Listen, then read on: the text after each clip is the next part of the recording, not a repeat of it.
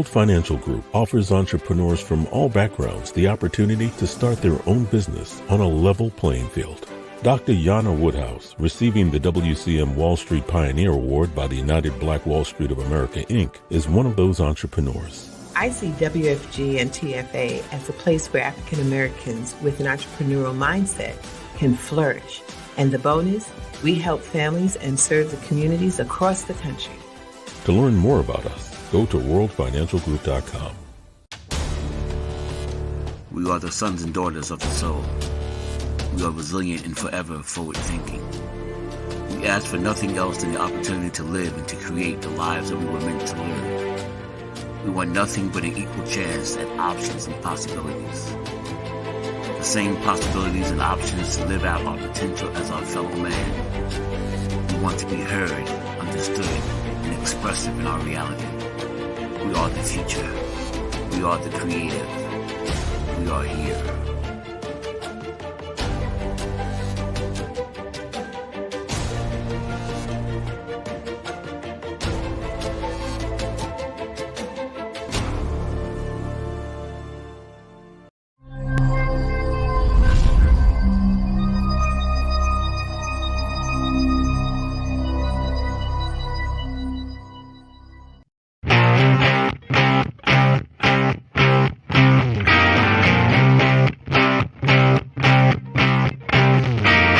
She was told that she couldn't play with the boys.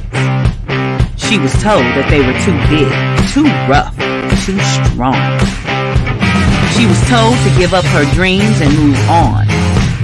She was told to just be pretty, be quiet, be a lady. She was told that women had to stay on their side of the court, stay in your lane. Playing and competing with men was insane. She was told that men and women would never be equal. Dreaming like that would only be lethal to your mind, to your soul. She never listened. She knew that their thinking was old. She is magic. She is the definition of spirit. She is what champions are made of. She is magic.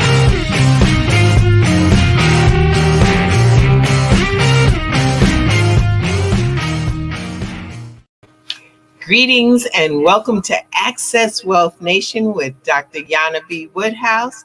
And Access Wealth Nation is broadcast on the Soul City Broadcast Network, also on WHCR 90.3 FM, the voice of Harlem. And today, of course, is another day in Black History Month. A lot of people don't know why we have Black History Month in February. So I thought I'd let you know. The reason is this happens to be the month that Frederick Douglass's birthday and Abraham Lincoln's birthday arrive in the same month, and that's why they chose this month. So some people said it was just discriminatory because it's the shortest month in the year, but that's not it. It's a tribute to two of our abolitionists, sort of, kind of. Always check your history.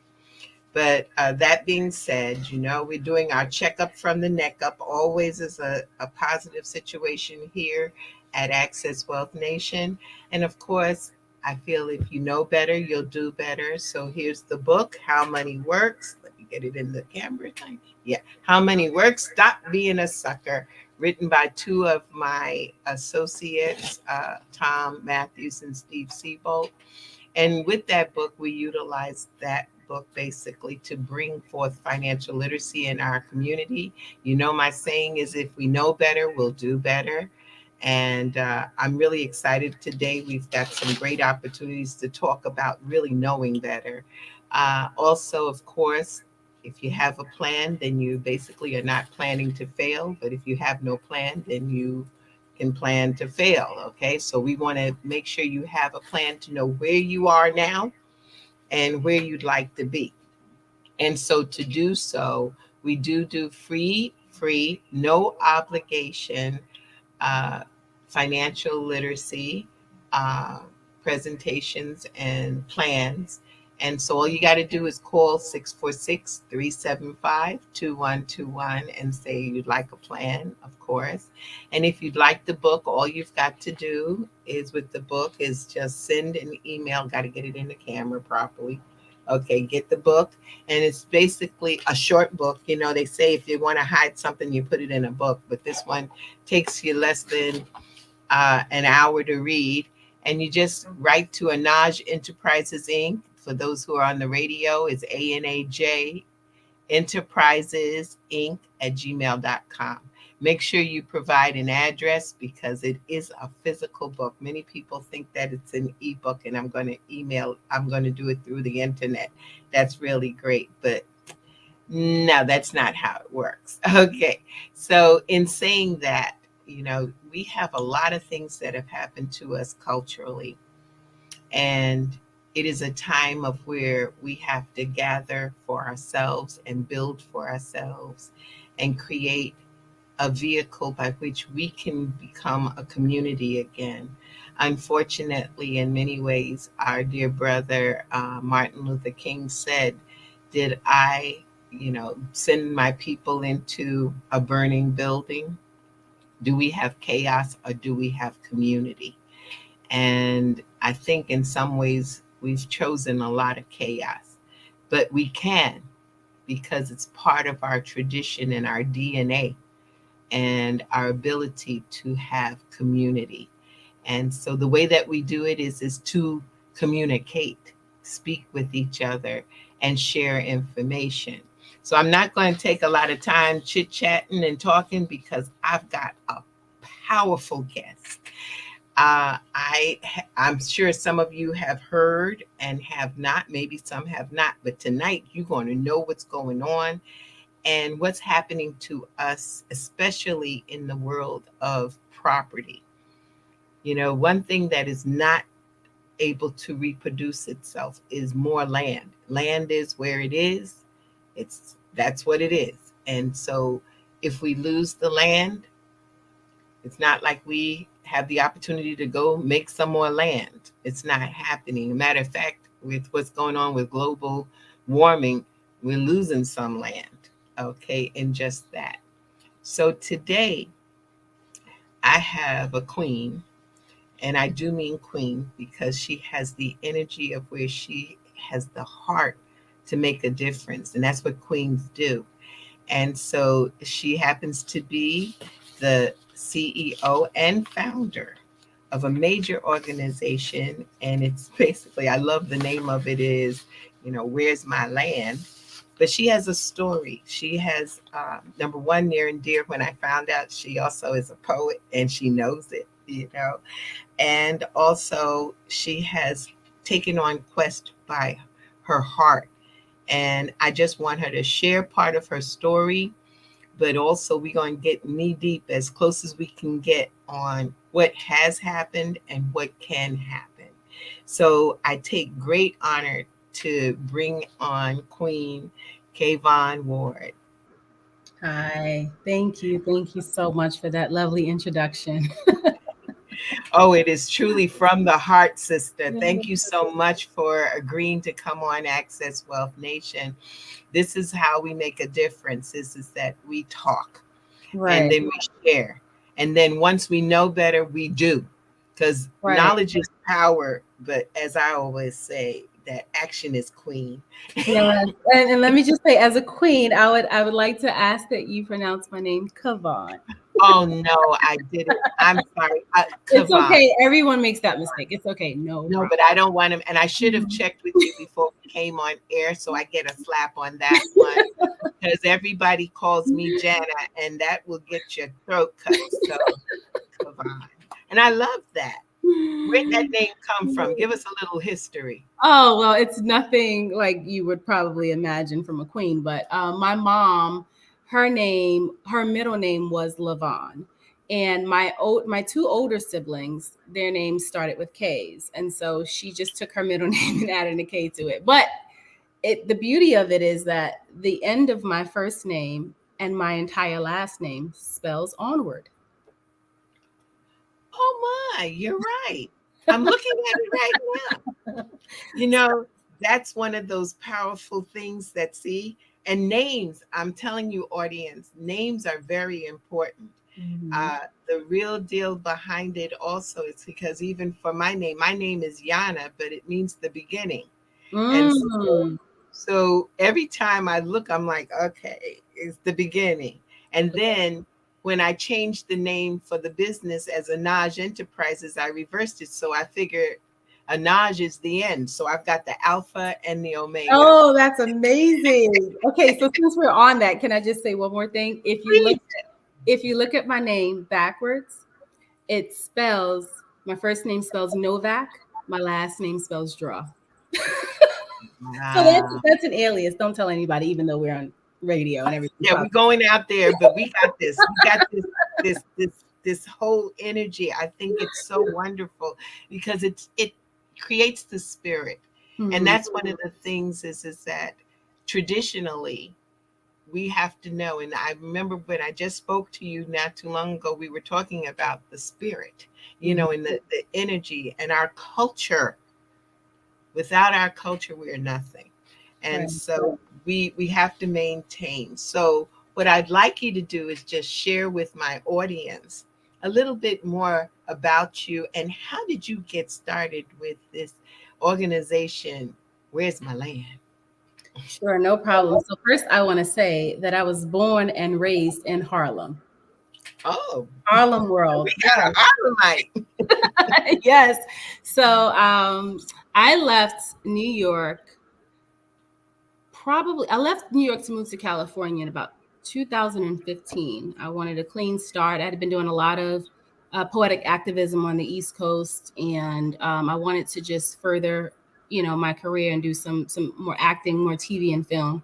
So I moved to California, and I was actually trying to move away from advocacy because it was taking such a toll on me and my spirit. And I realized I was beginning to really hate white people, if I'm being honest. Yeah. Because I just kept I kept getting tired of hearing about Black people being murdered by police. Um, and not that it doesn't happen in other parts of the country, but for me, I was so inundated with it because of my poetry. And I was just like, I'm just going to leave, move to California. Shortly after I moved to California, met my daughter's father. We were together. I moved in. We had my daughter. And then I said, this wasn't a good move. So I left the city in California we lived in, and I moved to Manhattan Beach. And I moved to Manhattan Beach because it was close to my daughter's father and his family. I wanted her to, still have a relationship with them. And I moved to Manhattan Beach without knowing anything about the place except that it was by the water and I love the water. Very soon after I moved to Manhattan Beach, I realized it was racist. And it was because I remember my daughter covered her up. We went to a famous park in Manhattan Beach. And I'm sitting there, and this white woman sits next to me and asks me what family I nannied for. And then I was called a terrorist for wearing a Black Panther T-shirt in one supermarket. So I just the energy was just very much okay. We're not accepted here, and mentioned that there was less than 1% of Black people living in Manhattan Beach, and I Mm. think of course that's by design.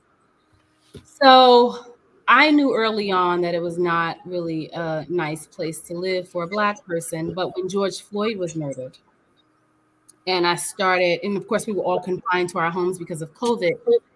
Um, I was looking for community, right? And so I, went online. I started posting stuff about how Black lives don't matter, and my posts were being deleted.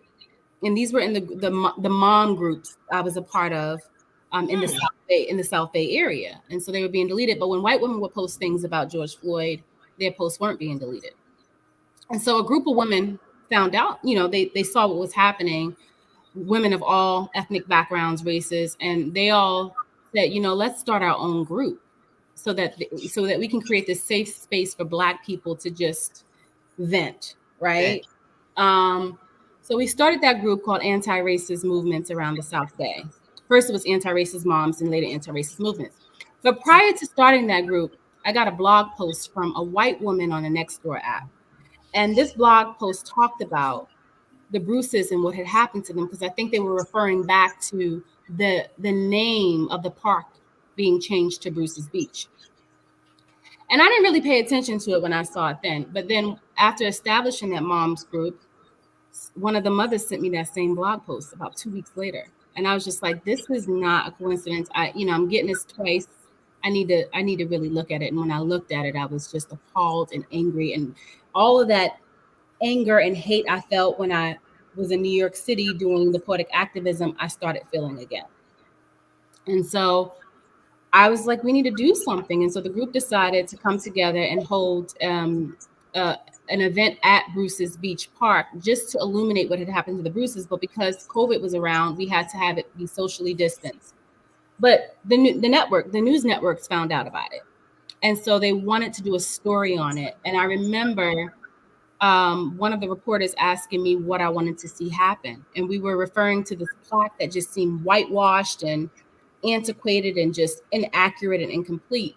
And so she asked, do you want to see this plaque changed? And then Spirit moved me to say, yeah, I want to see the plaque change, but I also want to see policy change that would deed the land back to the Bruce family. And that is how it started. And so I just moved in that direction. I remember one of the Bruces, a cousin being there, Patricia Bruce, saying, thank you so much for just shedding light on what happened to my family. I have a cousin who had been doing some genealogical research. Would you mind talking to him? And so I talked to him, and I think they were so focused on trying to maybe sue the city of Manhattan Beach to get money. They didn't think that they could get the land back. And so what I asked if I could help them, because I have advocacy experience. I used to be a lobbyist for a national nonprofit organization. And because I'm a poetic activist, right? So it's kind of in my blood. And when I asked if I could help them get their land back, I'm sure they thought I was delusional, but they said, yes, we would love your help. And so I just started figuring out ways legally and legislatively I could help the family get some repair. But then also it was more of a spiritual journey, right? Like everyone always asked me, what was the plan? What's the blueprint? And I always tell them it's just like really being in tune with the Most High, because that is what ordered my steps every morning. I would take time out in the morning to meditate and really ask Source to tell me how I should move. And I got the answers. I got the downloads, and I moved in that direction. So there was no plan. And in fact, there's no one size fit all model for this, because it's never happened. There was nothing to refer back to because it didn't happen. It literally just happened. And it was because of my faith. It was because of my, because I listened to my soul and my spirit. And because I had this background that, unbeknownst to me, was preparing me for this very moment. I am just so blessed. This is, folks out there, let me tell you, this sister just needs to be lifted up. And I know she got her wings already, but she just needs to be lifted up. Why? Because so much has been happening to our community and our people. And a lot of it, we have just sat down and said, there's nothing we can do. It's never that there's nothing you can do. There's always something you can do. They say when you've done all that you can, what you got to do is stand. Just, stand. You've got to do something. And this was Willa and Charles Bruce was the initially. And they lost their land. It was stolen. Well, so what happened was there were Black entrepreneurs in this very, I wouldn't say white city, but it was a just newly established city, right? So some would argue that they were essentially co-founders of Manhattan Beach. And so they bought one plot of land. They used it to sell bathing suits, just to create enough money so that they could buy another plot of land and turn it into a beachfront resort. Not just for Black people, for anybody, but mainly for Black people, because Black people were denied access to any other beach communities up and down the coast outside of maybe Inkwell and Santa Monica. So it was this place where they weren't denying any other race, but they were specific and they were tailoring the experience of just being able to enjoy leisure to Black people because we worked so hard and we were discriminated against. And so it was a safe haven for them. Then they started to try to build community. So many other Black people moved into that very same community because of Charles and Bruce. I think they talked about having a train and a school. They were really thinking about building up this community, but the racist KKK, the white neighbors, the city of Manhattan Beach at the time, they decided they didn't like it. They didn't like that this black business was flourishing and that it was attracting more black people. And so they harassed them, they threatened them. They had things like 10-minute parking meters to 10 deter minutes? 10-minute parking meters to deter people from black people from coming. They had ordinances that said that people couldn't change in their cars, even though there was nowhere else that they could change, right? They had the access to the beach roped off and made it so that folks had to walk a half a mile in either direction to get into the water, right? So let's think about that. You have a 10-minute parking meter. By the time you walk a half a mile to get to the water, 10 minutes has passed. So they were setting them up to fail. But Charles and Willa Bruce were like, you know what? This is not stopping us. You know, they were harassed, they were threatened, mattresses burnt, tires burnt. And when that didn't work, the city decided to use policies like eminent domain to condemn the land and to take it from them because they said they needed it to build the park. And needless to say, that park was never built. It is now a lifeguard training facility. Oh, so let me, because I think I know where you're going with this. So many people think that the Bruces lost that big park. That was not their land. That park was land of other black families and other folks. The land that belonged to the Bruces is 2 plots of land that sit on the Strand between 26th and 27th Street. And so, in fact, the lifeguard training facility that sits on it does not sit only on their land. It takes up a portion of what was their land. So I just wanted to make sure I cleared that up because everyone thinks that it's this park that was worth all these $700 million, and that is not the case. Oh, I'm glad you set us straight on it. See, that's why it's good to talk. Because, yes, in my head, because when I heard the ending portion that they got their land back, that's what I had heard. Mm-hmm. And then I heard about the fact that it was going to be, instead of them really getting it back, they were going to lease it back to the county or whatever. And of course, from a financial standpoint, I was like, really?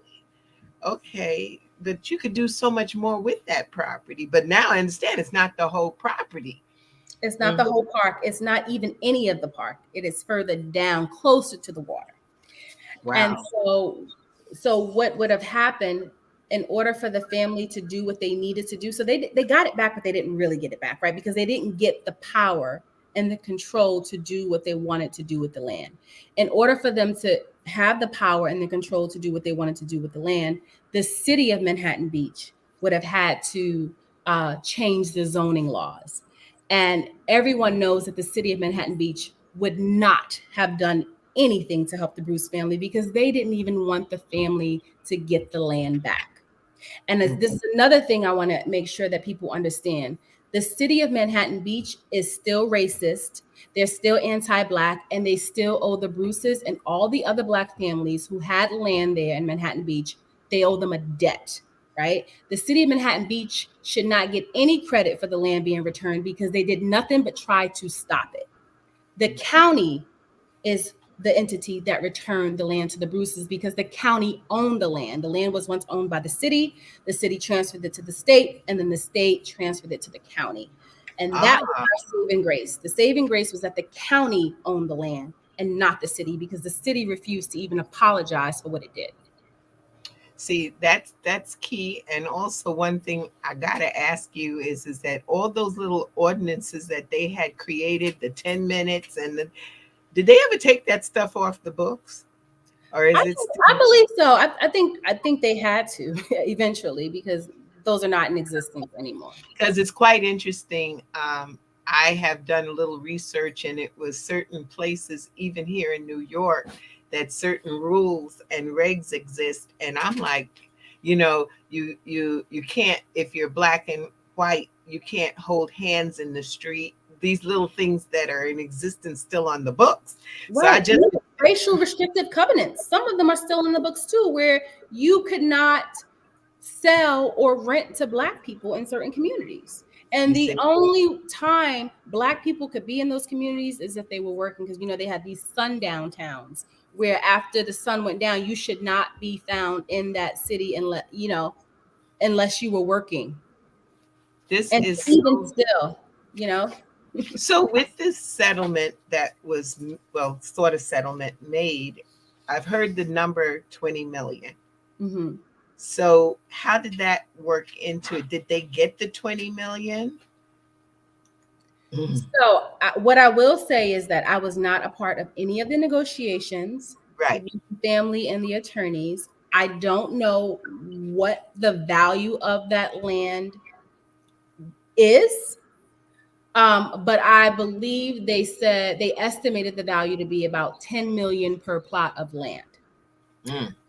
I don't know if it was worth more. I believe it was, but that being said, the county bought the land back from the family and continues to use it as a lifeguard training facility. And so the family, if not already, soon will be getting the $20 million from the county. So where's my land.org received, I'm sure, something back for helping and getting that all that work that you did and your business did. You would think so, but no. We got not one dime. We got a commitment to get something, but there was no follow up on that commitment. I have not heard from the family. Okay, so here we are. We're at another, basically an impasse, because this organization does not function on air. No, Okay. we don't. In fact, So, in most cases, I have to use my own money to fund the organization and make sure that my team is paid. So no, we so that's a key. Number one, everybody needs to go to whereismyland.org. Number two is, I believe there's an area for donation. yes. Whereismyland.org donation. Okay. We can't have the help and assistance that we need if we don't support it. So I'm going online and I'm going to make sure that I definitely contribute, because I was there this morning and I said, okay, we're going to get a clarity on what's going on here. And if you believe in the power of unity and community, we have to support. Now, how many cases do you have still on the line right now?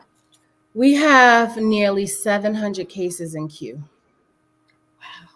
And these are, submissions from all across this country. So yes, I will not be done with this work in my lifetime. So instead of passing generational wealth down to my child, I'll probably be passing the fight down to my child. The fight with, probably because we all going to get on board with this. I'm telling everybody out here, we don't have an excuse. This is very powerful. Every single one of us. Okay, so I'll say maybe 90% of us who are born here in the United States have a story about land. Absolutely. And if you're not sure what eminent domain is, it means that they come along and say, for the greater good of the government, the community, they have to take it. And I'm a victim of eminent domain because my dad owned a barbecue store in the Bronx on 163rd Street. And it was flourishing. So my life would have been a bit different. It was Kevin Joe's Elite Barbecue. And my dad, he owned it. He had the building itself. And lo and behold, the government came along and said they need a school there. I mean, and they decided how much he was going to get. Also, it wasn't yes, a lot. that exactly. It's never fair market value for what they take the land for. And they always claim that it's for public use. And in most cases, we see the land sits there vacant. And so what they say they're going to do with it, they don't do. And here's the other thing that I find interesting It's just so happens that whenever they decide to use eminent domain, it's always within Black communities. Always in Black, always within Black communities. Why is that? So you just, I mean, You just come to us in our area. We're not bothering you. You know, that's one of the things that I'm seeing across the country. Also, I hear these stories of property being it's stolen. It's just Mhm. legal. They're lawfully not, Mhm. but legally they're doing it because there's a Mhm. difference between lawful and legal. Mhm. And so they're taking this property away. And like I said in the beginning, there's no more land. It's not like you're going to go create some more land. Mhm. And the way that you really, if anything, I tell folks don't sell grandma's gold and silver and don't sell grandma's land. Mm. You know, it's bad enough they're going to steal it from you, but don't sell it. Just give it to them because you see a dollar amount. Now, you're saying with this wonderful um, landmark case, they went back and sold it. They So did. therefore, it's no longer under that their family, you know, and that's the legacy. You know, the worst case scenario I would say is that in this world, if you have a piece of land, you can at least farm on it. You can get some seeds, feed your family, have a shelter. But if you have nothing, or if you keep renting, you have nothing for it. I think it's important to mention how, if you know, the fact that Black people constantly have to rent because of, you know, redlining, because of things like eminent, like we constantly have to rent, and the rent constantly goes up. And so think about how that also takes away the opportunity to build community, Yes. right? We are a communal people. I remember growing up in Harlem, we were all poor, but like there was community there. Yeah. And I can't help but wonder how it's possible to establish true community if there are no limits to how much people can charge and go up on your rent, especially if your income is not going up with the rent. You know what I'm That's saying? So not only are you taking away an opportunity for us to afford to live in these places, but you're taking away the opportunity for us to create and hold on to community. And I it think is. that's the most devastating part of it. And then what do you call community? Where is your skin in the game? You know, if you don't own it, then your skin becomes a little thin, you Yes. know, and therefore, you know, you're paying somebody else's mortgage. That's what you're doing. You're Mhm. building their equity, but Mhm. not yours. You have nothing. I've done some seminars with children. I love my children because when they hear certain things, they go back home. And I never forget, I did a presentation at one of the schools, and I said, if you're renting, you're paying someone else's mortgage. If you have a mortgage, then you're building equity. You're building something in there that you can use later on. And so I said, so therefore, you need to stop renting. You need to start to own. Little girl went back home, told her mother, got to stop renting because we can own, you Yeah, know. but here's the other thing. I mean, this is what happens when Black people decide to do something to be independent and self-sufficient, right? They create roadblocks and barriers to that. Those roadblocks and barriers were already there, right? And I'm not saying that should prevent us from buying, but No, you have a whole group of people who are disproportionately making less than their white counterparts, and we're expected to buy and we can't afford to buy. Think about that. Unless we decide to buy in certain like rural communities. But if that's not where we establish our community and grew up, then we have no connection to those places. The only connection we have is that these are the only places we can afford to buy. Right? but see, the thing So is also, I would say is that we have to change our mindset also because we've lulled ourselves into a mindset of uh, I'm going to rent. I'm never going to be able to own. Mhm. There's money out there. And like you said, there's a lot of things that are roadblocks. But the first thing, like I've told the many, is that we got to stop giving our money to the places that won't assist us. The bank that's in your community, if it's not going to help your businesses grow and not going to give you or allow you to get a mortgage, or then this is a no-brainer. We've got to stop. Almost every Monday there's a whole group of Black churches that take their money and put it into these financial institutions that do nothing for us. We got to understand the power of our dollar. And that's a lesson. That's when, I was talking about financial literacy, is to understand, dollars and money, that's currency, that's energy. And we got to learn how to use that, to the extent. Now, again, there's redlining, there's interest rates that are astronomical. And then coming up with the roadblocks, even for businesses, like you said, community. To create a community, you have to have businesses. I was honored by Black Wall Street, the 100th year anniversary, to receive the Wall Street Pioneer Award. Congratulations. Thank you. To walk on that land and know there was 600 businesses, and that a dollar took 3 to 5 years to leave that community. I didn't even fathom that, because of the fact that I know in my community it may last 40 minutes if we're lucky. So, how do we make this and turn this around? Number one, what you're doing is awesome. It's going to open up doors. But once we get there, we've got to have some sense of legacy, duty. There should never be where there's funds that are being transferred that we don't look. We'll give 10% to the church. Where's the 10% for the organization that helped us? That's just the logic behind it. We come from, and I know we talked about this earlier, we come from a community. Back in Africa, in Egypt, in ancient Kemet, community.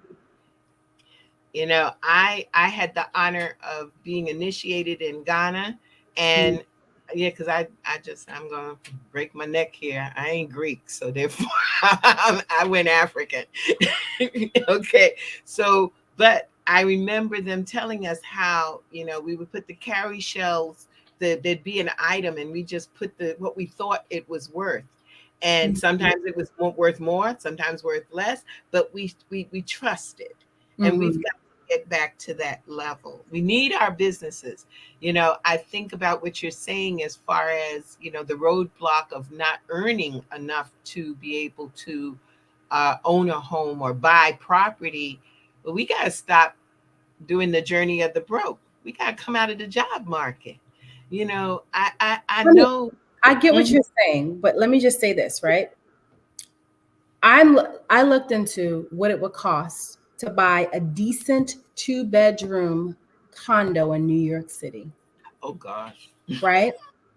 Let's just say I'm not wealthy, but I'm not in poverty either. I would not be able to qualify for a loan for a simple 2-bedroom apartment in New York City, in Harlem, where I grew up. Definitely not. How does one deal with something like that? I mean, that's the case. And I'm a lot more well off than a lot of Black people. I'll just say that. Yes. And I can't even qualify for a loan. So, I mean, a lot of it is not saying I'm broke. I don't, that mentality. I don't have that mentality. But the reality is, in order to be able to afford something like that, I need a loan. And yes. I don't qualify for a loan. Not for that amount. I mean, you're talking, it starts at $1 million. So, I understand that. There may mean for us to play another game, okay? Because this is like Monopoly. Mm-hmm. What do we wind up buying? So we can't buy in New York right now, but there's other places I have traveled, and I'm sure you have too, across this country, and to keep seeing all this land that exists out there, you know, there's some possibilities. I know Detroit got hit very hard, especially in 2008. Well, you could possibly, I had a client of mine even do it. He had $50,000, and you think $50,000, what you gonna do? What you gonna buy? He bought 5 properties in Detroit. Now, under normal circumstances, you got to have some forward thinking because it's not going to be that way all the time. But it started to grow, and they were brick houses, and so now he has to protect them. But he is in a position right now to start to make money. Time. Sometimes it does take time. That so I understand it depends on where you are. Like you look, there's a whole bunch of everybody who can't buy in New York. You know, we're still trying to hold on to whatever we have here because New York is turning into the I have to be a million billion sectillionaire to be able to purchase. Okay, so where do I go next? You know, and how do I do? I saw there was a statement or a question. Okay, what do you think about San Francisco preparing to give reparations? I think it's great. I think any local municipality preparing to give reparations is amazing. And I think more cities need to follow their lead. Now, I want to see what this looks like. What does the reparations packet look like? And who was involved in creating that packet? Did they include Black people in that? Because you have places like Santa Monica in California who decided they were going to do reparations, right? And they didn't communicate with the Black people around it. And they decided that reparations was reparations for land stolen from Black people was creating a certain number of affordable housing units in a building. So you think remedy for stealing Black people's land is giving them affordable housing for rent? Like, you see, it's stuff So like therefore, that. they pay for somebody else's, some developers. Right. And then Uh, what is affordable in California? What is affordable? So, I mean, it's things like that that need to be looked into. But I think that anybody starting a conversation about what reparations means and what it is amazing, and even better if they start including Black people in those conversations. well, they have they need to, and they have to because you don't know what really um, the reparations would mean to us. My other thing is that okay, so you're doing affordable housing, like you said. What in the world does affordable mean? Affordable in New York City is definitely not the same as affordable that would be in Vicksburg, Mississippi. Okay, it's two different worlds there. The other thing with reparations, I agree with you, is that it is about bringing us to the table. It also is the reality is okay, and my just feeling is that you can't give us back, you can't give enough money for what we have gone through and what we're still going through. I mean, just the mere fact that we sit now and talk about the same thing that our ancestors have talked about. We have an Emmett Till situation, and here we go with all the way up here to Travis Nelson. I think is that right? Did I say that? Martin. That wasn't that Martin. Trayvon Martin.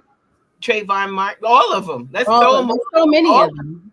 It's so many that it's almost like, you know, and now men and women, same thing as men and women then. So and see, that's the thing. Like, I think that people automatically assume that reparations just means money. And in my eyes, it doesn't. There needs to be tiers to it, right? So not only, and I have, this is why I have an issue with people calling land, like giving land back reparations, because what I see happening is people who are like government bodies who are like, okay, let's pay reparations. Let's give this big pot of money for everything, right? Police brutality for it's taking land. No, because not all descendants of enslaved people own land. So Black people, and I'm one that believes that all Black people should get reparations, not just African Americans. And I have my reasons, because it didn't stop with slavery, right? It didn't stop with the failed Reconstruction era. It didn't stop with Jim Crow. It's still happening today. All the harm is still happening today, and it will continue to happen if we don't do anything to change it. So I don't think reparations should just be one big pot of money to African Americans. I think there should be repair for every aspect of harm. Yes. Police brutality. Reparations also needs to be healing, like mental health help, right? Like there's so many different ways Black people need repair that you can't just say, oh, let me just give one big pot of money and then call it a day. No. And money is not the solution, because money has its own value and depreciation. And, so money, and my thing was, I went to a group that was talking reparations, and I basically almost got booted out of there because they said, we're going to get the money. Well, if you don't know how to work with money, you're going to give it right back. And that's the whole thing. I remember George Bush, the W. Bush, had an idea for a moment, not for people of color, but it was really for just everybody, to get rid of the Social Security account, give everybody the money. And I said, oh, that's a nice way to get some more money back into the economy, because what's the first thing we're going to do? We're going to buy everything. We're going to buy a car. We're not going to buy a house. We're not even going to look there. We're going to buy clothes. We're going to go have fun. We're going to take it to Disney. So where's the educational part? What would happen? It's just to shut you up. I'm not about shutting us up. We need to have something. And then it's looking at, I had the honor back in the 80s when they gave reparations to the Japanese. And many people don't know that story. They got $20,000, which in my eyes would be, what the world? They got $20,000 for each one that was in the concentration camps or the descendants. They were intelligent and smart, because what they did was they pooled the money together. And they sought out financial advisors. I had the honor of being one. They interviewed us, and then we were able to get a few $1 million each. And our job was to hold for 5 years, and we were to either triple it, quadruple it. In the 80s, it was not a hard thing to do because the market allowed it. But after the 4 years, I had quadrupled the money. So here I am. I'm thinking, okay, we good. You're going to let me keep this under management. So they gave me a paper and showed me where I was going to wire the money back to Japan. And that's one of the reasons why there's such a heavy force with us today, because they took that money, they made it grow during a time when it was easy to make it grow. And then they took it back and they reinvested it back to their country. Even though many of them were born right here in the United States, it did not matter. They knew where their heart and soul was. So my thought is, if, I said in the meeting, if we're going to get the money, we first got to sit and educate and make a plan, because money can go in a minute. We need to have something that, my thought, really honestly, and I hear you, sister, you say that everyone didn't necessarily own land, but I say, let's get the land, give us back our land, give us whatever we're, give that land back, and we don't pay tax on it. No real estate tax. Okay, because you're not going to get us to give us land, and then we can't afford to pay the real estate tax, so therefore you take it back. Games, no more games. And I think that's when that's real reparations, is that you leave us alone. I've said it, and I probably will have my throat cut a few times for it, but I don't care. And then also, like, creating policies around equity, right? Yes. That's create policies around equity, like not having to pay taxes on the land that you get back. That's right. That's equity. Like that's policy around equity, not equality, equity, because there's a difference. There's a big difference. And that's when, again, I go back to the financial literacy. It's not about knowing how, what a dividend is. And no, it is no understanding what you're giving me is not a gift. Number one, it is a payment back. Okay, so it says, what can we do to prevent the stealing of black farmers? The stealing of black farmers. I'm sure there's more to it. Okay. Um, Maybe it's about what's happening to the black farmers because they're being priced out. They're being, there is a group in Harlem that has, and I know some people have written grants to help the black farmers, but it's really not working. And this government has really paid a lot of people little bit of money to not farm. Unfortunately, I have to say, even though, I love the fact we had President Obama, but he did sign a law into effect that they had to use the GMO seeds and all of that stuff, which hurt our farmers, having real food. And so, we have to make ourselves aware and not sit back and just accept because, mom always said, gimme gotcha here. You know, I don't need you to give me nothing. Just do right and get out my way. Or to paraphrase our brother, brother Sharpton, is just get your knee off our neck. Seriously. I mean, and that's the thing. We see this in history. Like, you say you don't want us a part of anything you do. Fine. When we decide to do our own thing, like we did in Tulsa and Black Wall Street, then you burn that down. You understand what I'm saying? So it's like we can't win for losing.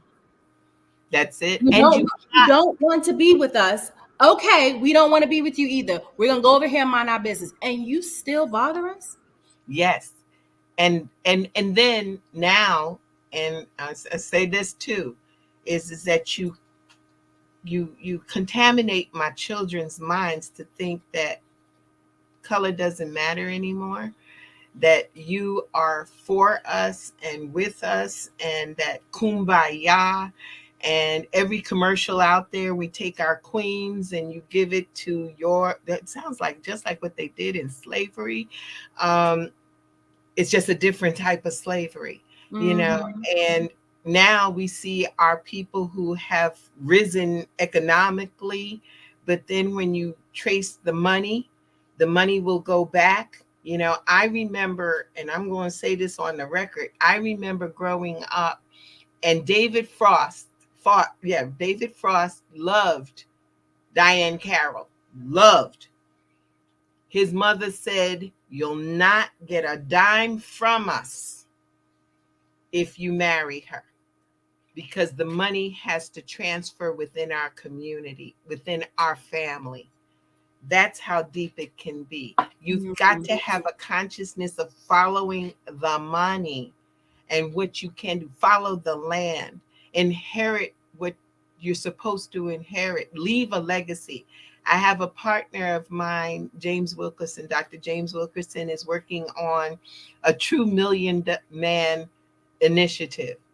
Every Black man get an insurance policy of $500,000.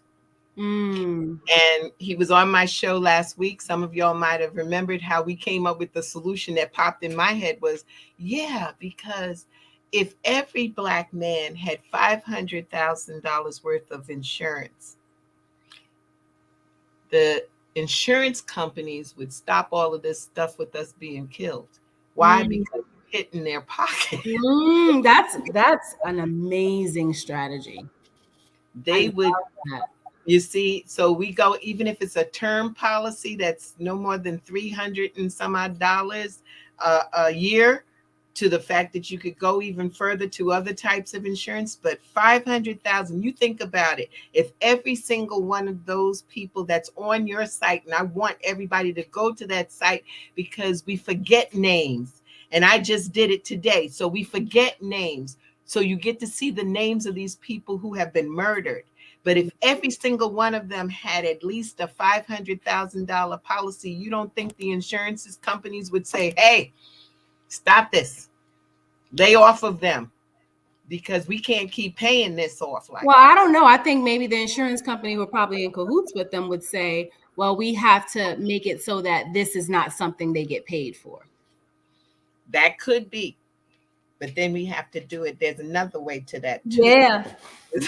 that, and plus they don't. It can. It's a few things. That's why they create things called trust. There's also that's why you can see where there's key man insurance, because we own our businesses, so you don't see us.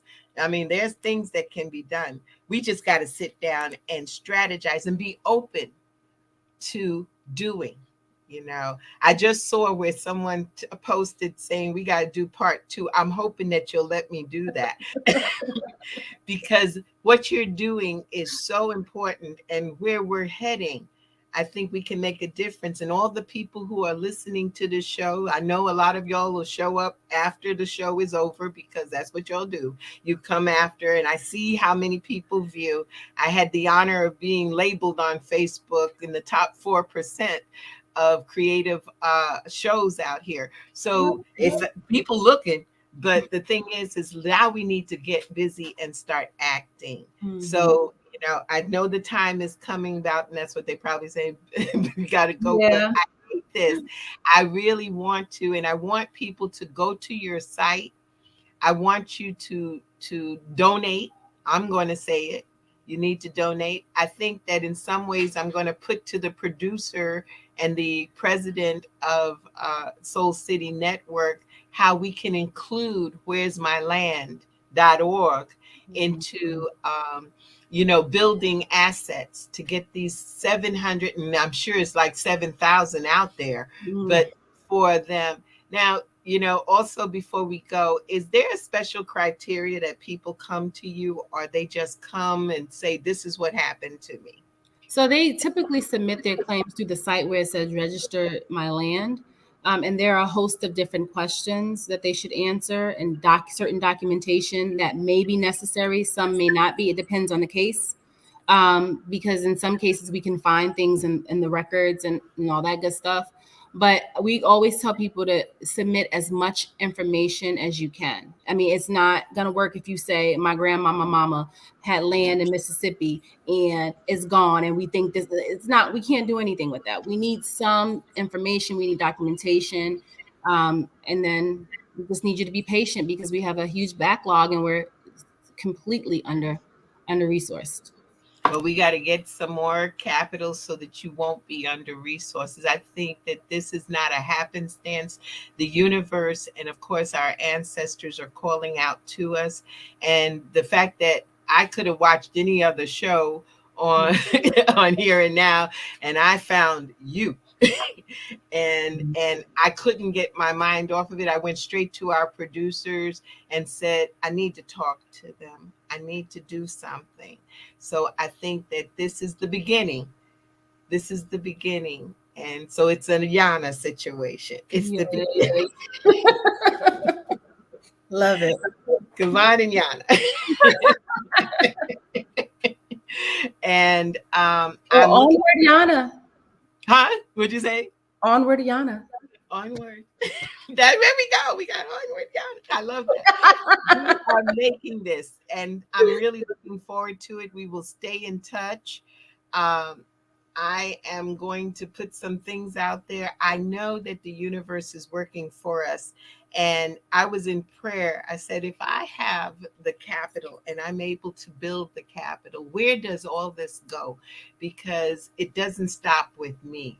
So there's another little niche on our belt here that we have to stay behind you and work with you.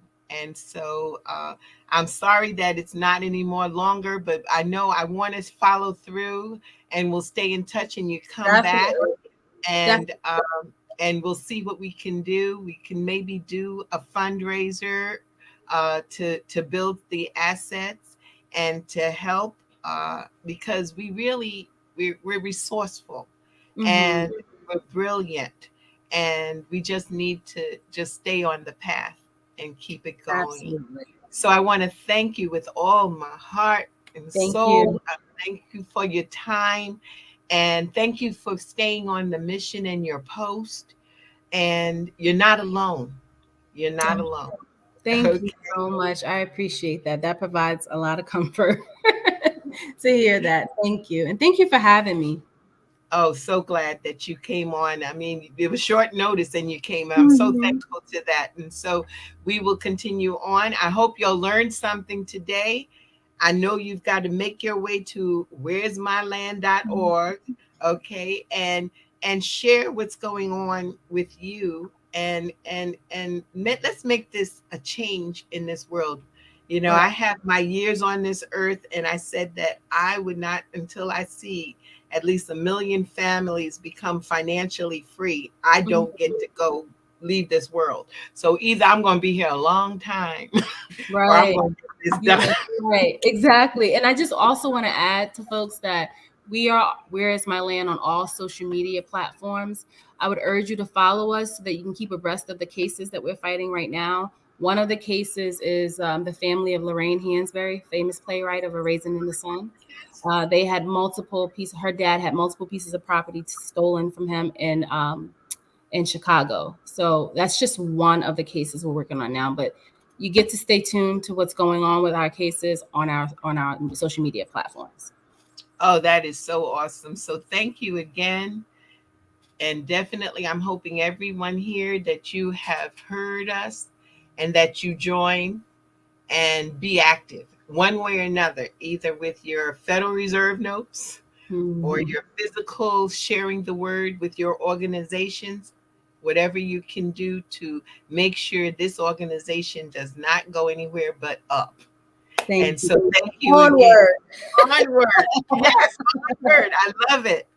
And so, again, you're listening to Access Wealth Nation with Dr. Jana B. Woodhouse, and we have had a wonderful discussion on where'smyland.org. I just want to say it so people know where they're going, and that I hope you learned something today, and let's keep things going and make things happen. Thanks again for listening to Access Wealth Nation. Bye, everybody.